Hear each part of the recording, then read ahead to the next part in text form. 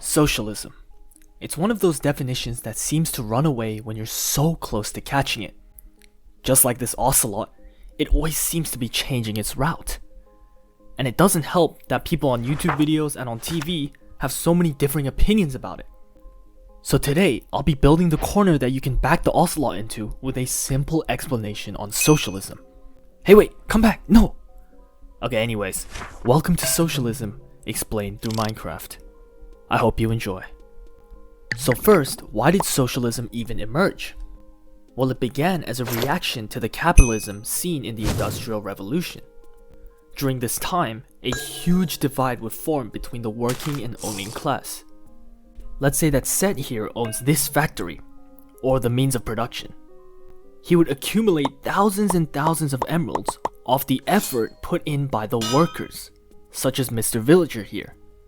Now Mr. Villager would barely see any of those emeralds, and yet have to work to the death just to make a living. So seeing this injustice between Set and Mr. Villager, socialism became more and more popular.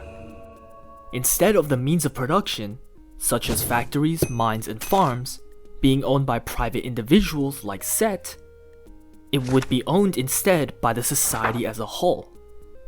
Social ownership. Socialism, huh?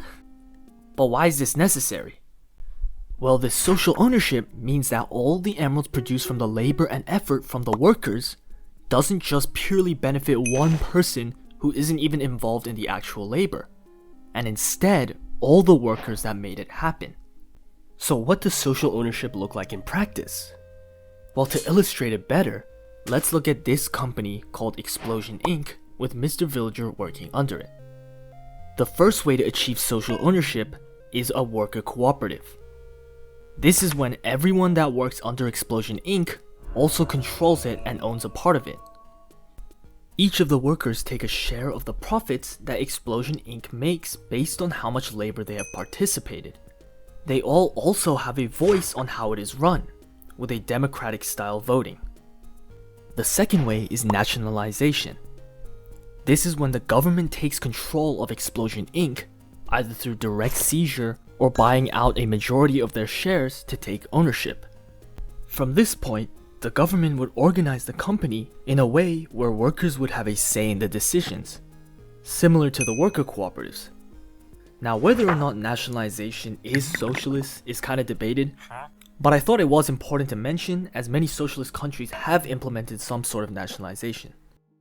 Anyways, this is all done to reduce something called wealth accumulation. When Set is allowed to own the factory and its profits, he will accumulate a ton of emeralds. Same with all the other people who are within the owning class and own some sort of means of production. This means that a small minority of society will own a big majority of the emeralds.